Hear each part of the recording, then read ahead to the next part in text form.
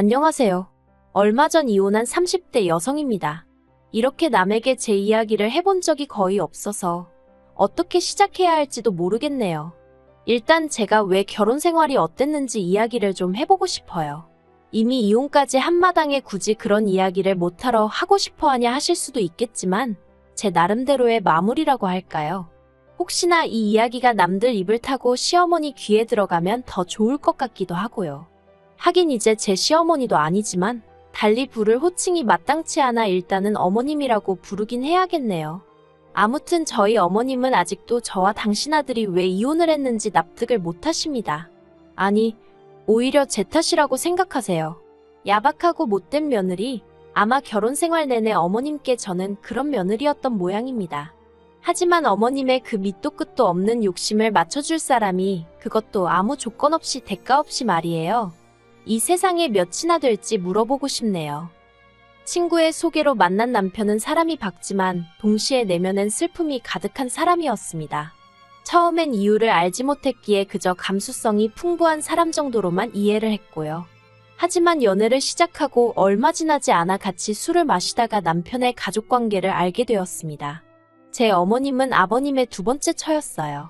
물론 정상적으로 이혼하고 재혼한 부인이라면 요즘 세상에 흉이랄 것도 못 되지요. 하지만 그런 게 아니라 아버님께서 아픈 첫째 부인을 내버려두고 지금의 어머님과 살림을 차리셨던 거예요. 그 과정에서 자식, 그러니까 제 남편까지 낳으신 거고요.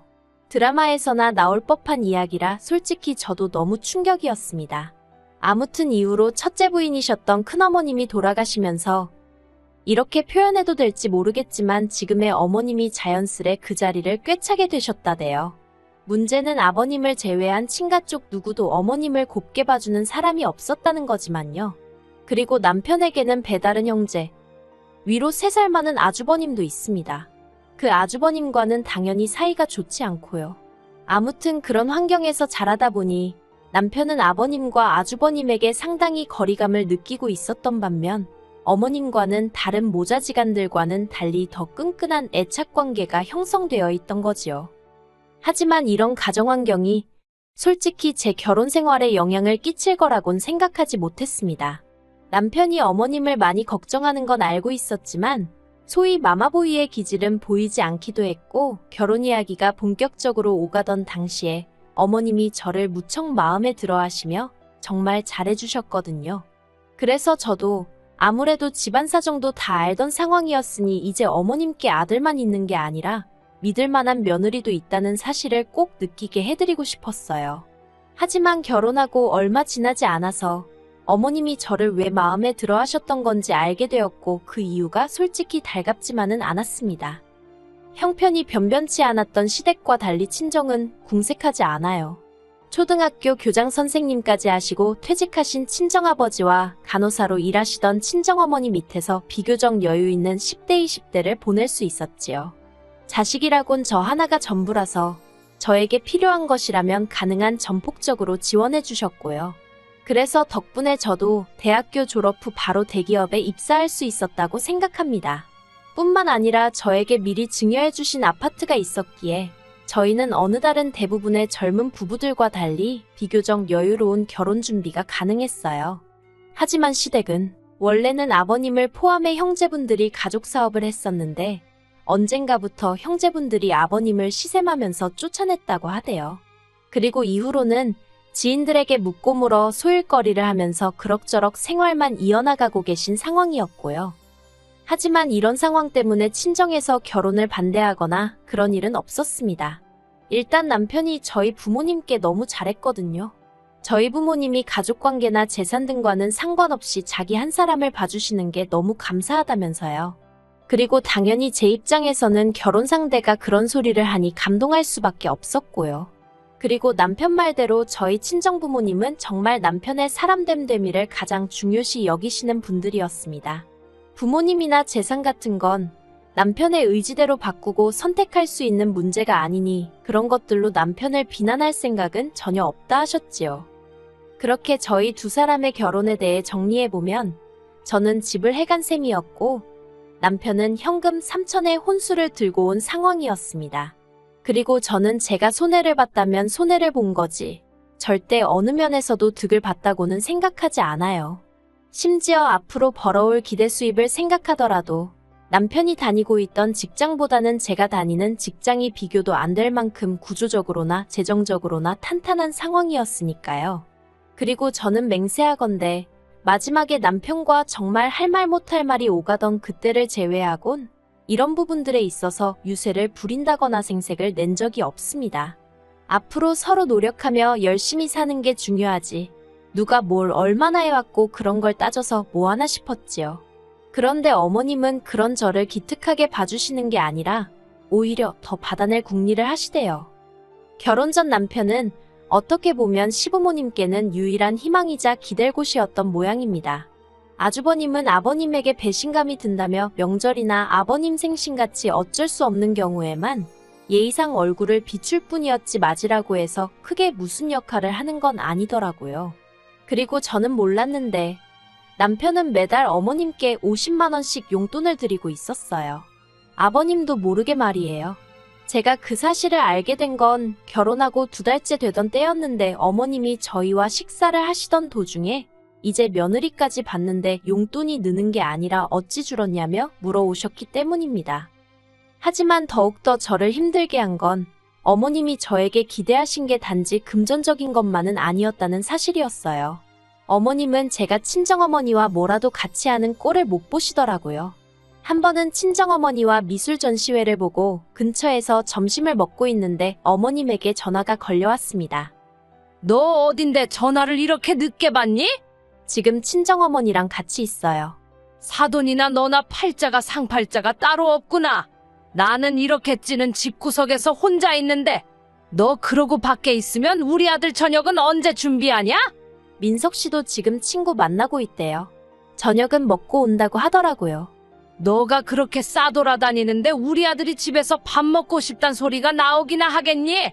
너도 그만 집에 들어가라. 그리고 이후로도 친정어머니와 있으면 어머님은 그걸 어떻게 귀신같이 아시곤 전화를 해서는 잔소리를 하시기 일쑤였습니다. 그래서 언젠가부턴 저도 거짓말을 하거나 전화를 받지 않거나 솔직히 시어머니와 며느리의 두뇌 싸움도 아니고 이게 뭔 짓인가 싶대요. 그리고 이 상황을 두고 남편은 제가 친정어머니랑 시어머니를 차별해서 그렇답니다. 자기 어머니, 그러니까 어머님은 딸도 없고 자기는 아들이라 저처럼 살갑게 못하지 않냐면서 저더러 친정어머니께 하듯이 어머님한테도 좀 해드리면 안 되냐 그러대요. 그리고 그때는 아 정말 그런가 하는 생각과 함께 내가 너무 생각이 짧았구나 싶어서 알겠다 했습니다. 그래서 이후로 몇 번인가 어머님을 모시고 영화도 보러 가고 쇼핑도 가고 그랬어요. 하지만 이내 친정어머니와 시어머니는 절대로 같을 수 없다는 사실을 알게 되었지요. 일일이 말하지 않아도 어느 정도 눈치채셨겠지만 하나라도 더 챙겨주고 싶어 하시고 행여딸이 피곤하진 않을지 걱정해 주시던 친정어머니와 달리 어머님은 모든 것이 당신 위주여야만 했습니다. 그리고 어떻게든 제 지갑에서 10,000원이라도 더 나오게 하시려고 혈안이 되신 분 같았달까요. 티 하나 사드리겠다고 하니까 골프도 치지 않으시는 양반이 요새는 골프 옷을 일상복처럼 입는 게 유행이라 하더라며 30만 원씩 하는 세일도 안 하는 티셔츠를 고르시질 않나. 심지어 한 번은 상견례 때 저희 어머니가 들고 나왔던 뭐 명품 브랜드를 백화점에서 발견하시곤 그걸 사달라고 하시는 거예요. 그래서 제가 죄송하지만 그 정도 사드릴 형편이 안 된다고 했더니 니네 엄마였음 사줬겠지? 그러시대요. 저도 결국 그때는 순간 짜증을 참지 못하고 저희 친정어머니셨으면 당신이 사서 저에게 선물로 주셨을 거라고 한마디 쏘아붙였습니다. 하지만 이런 문제를 떠나서 제가 정말 화가 났던 건 얼마 전에 있었던 일 때문이었어요. 곧 다가올 친정아버지의 생신을 앞두고 저는 여동생과 상의 끝에 아버지 차를 바꿔드리기로 했습니다. 둘이서 원래는 가족 넷이 어디 멋진 나라로 여행이나 한번 가보자면서 10년 넘게 적금을 붓고 있었거든요. 그런데 막상 여행을 가려니까 친정부모님 두 분 다 외국 가는 게 내키지 않는다 하시면서 이제 두 분 다 시간도 많으니 국내 여행이나 천천히 다녔으면 좋겠다 하시는 거예요. 그래서 그러면 어떡할까 하다가 친정아버지 차가 많이 낡았으니 그걸 바꿔드리는 게 어떻겠냐는 이야기가 나왔습니다. 참고로 저희들이 모은 돈은 4천 남짓이었어요. 그리고 저는 이 이야기를 남편에게도 했습니다. 솔직히 저와 남편은 생활비는 거의 반반 부담이나 다름없이 지출하며 생활하고 있었고, 시댁에 30만 원씩 매달 나가는 용돈을 제외하고도 남편이 저 몰래 어머님을 위해 이것저것 챙겨드리는 걸 알고 있었지만 저는 따진 적이 없거든요. 그래서 친정아버지 선물이 결정되었을 때 저 역시 굳이 숨길 이유를 느끼지 못했어요. 남편이 따지고 들 거라고 예상도 못했고요. 그런데 이게 웬걸. 남편이 그 큰돈이 어디서 났냐면서 계속해서 부럽다는 말은 하는데 그게 굉장히 부담스럽게 들리더라고요. 그리고 이 이야기는 이내 어머님 귀에도 들어갔던 모양입니다. 며칠 뒤 시댁에서 식사를 하던 와중에 갑자기 어머님이 저더러 당신 생일을 알고 있냐입니다. 당연히 알고 있다고 2달 정도 남았네요 했습니다. 그러자 어머님이 당신은 차까진 안 바란다면서 대신 유럽 여행을 다녀오고 싶으시다대요. 저는 뭐라고 할 말이 없었습니다. 그렇다고 무건수행을 하고 있을 순 없어서 가까스로 그러시냐고 잘 다녀오시라고 했지요. 그랬더니 어머님이 그게 무슨 뜻이냐며 니들이 보내줘야 할 거 아니냐입니다. 정말 할 말이 없더라고요. 왜 저희가 보내드려야 하냐 따지기도 싫었어요. 따져봤자 어떻게 나오실지 그 레파토리는 이미 줄줄줄 외울 만큼 들어왔으니까요. 그리고 남편은 중간에서 눈치를 살살 보더니 너무 갑작스럽다면서 우리도 한번 상황을 보겠다는 이도저도 아닌 대답을 하더라고요. 남편이 돼서는 아니다 싶은 건 자기가 나서서 딱 잘라주면 좋겠는데 말이에요. 그리고 그렇게 집에 와서 저희 부부는 사흘 동안 한마디도 섞지 않았습니다. 화도 나고 답답하고 그렇다고 남편하고 이야기해봤자 그 속이 풀릴 것 같지도 않아서 제가 피했던 것도 있어요. 그리고 마침내 남편이 먼저 말을 걸어왔습니다. 가까스로 한다는 소리가 장인 장모님은 이제 안 가본 곳 없이 다 다녀보셨고 이번에 당신이 처제랑 차도 바꿔드리기로 하지 않았냐? 그런데 우리 부모님은 일본 한번 다녀오신 게 전부고 다른 나라는 구경도 못 해보셨다. 그러니 이번에 저희가 적금 들었던 거 깨서 유럽 한번 보내드리면 안 되냐입니다. 어이가 없어서 그럼 당신 돈으로 보내드리라 했습니다. 그랬더니 뻔뻔하게 한다는 소리가 자기가 돈이 어딨냐대요. 그래서 없으면 못 보내드리는 거지. 원래 없으면 못하는 게 맞는 거라고 저도 받아쳤어요. 그러자 남편이 저더러 진짜 너무한다면서 장인 장모님은 누릴 거 다 누리고 사시는데 자기 부모님도 그렇게 좀 살면 안 되는 거냐입니다. 어이가 없어서 제가 남편더러 우리 부모님이 누릴 거 누리고 사시는데 시부모님이나 당신이 뭐 보태준 거 있냐고, 사람이 사는 게 다 다르지 어떻게 다 같을 수가 있냐고, 능력대로 사는 거지 하고는 소리를 질러버렸네요. 그리고 그 싸움을 계기로 남편은 집을 나갔습니다. 저처럼 치사하고 더러운 여자랑은 못 살겠다며 잘못을 인정하면 그때 연락하라나요. 어이가 없어서 나야말로 당신처럼 욕심 많은 사람하곤 못 산다고 다신 들어올 생각도 하지 말라고 했습니다. 그런데 이때도 남편이나 저나 둘 다 이혼 얘기는 안 했어요. 그리고 적어도 저는 저희가 부부싸움을 평소보다 크게 하고 있다고 생각했지 이혼까지 하게 될 줄은 상상도 못했네요. 하지만 남편이 기어이 선을 넘더라고요. 며칠 만에 연락을 해온 남편은 저더러 할 이야기가 있다며 집에서 기다리라 했습니다.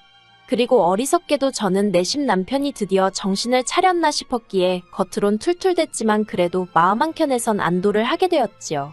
그런데 며칠 만에 만난 남편은 저에게 생각지도 못한 이야기를 꺼냈습니다.